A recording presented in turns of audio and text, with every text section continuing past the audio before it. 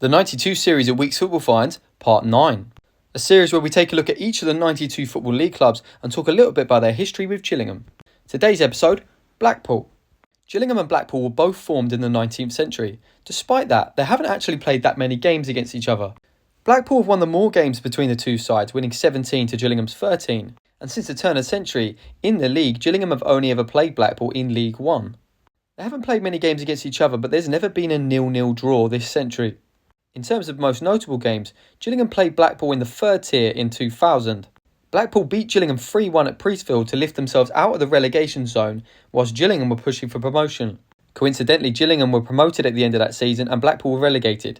The two sides also met in the FA Cup last season, with Blackpool running out 2-0 comfortable winners. As a Gillingham fan, the most notable game against Blackpool probably comes in the 2019 League One season. A topsy-turvy game with two 90th minute goals. Gillingham running out the ultimate winners 3-2. Notice a Kiernan Dewsbury Hall playing for Blackpool in that game.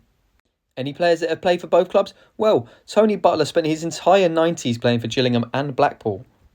Stuart O'Keefe was also once a Gillingham captain. He was on loan at Blackpool in 2014. So in terms of who's the bigger club, I'm going to edge this one slightly towards Blackpool. I would say that both sides have just about the same size fan base. However, Blackpool have recently spent time in the Premier League, and you can't ignore that. Blackpool the biggest side for me. To add to that, I think Blackpool also have won a domestic cup, so that probably is more comfortable than I said.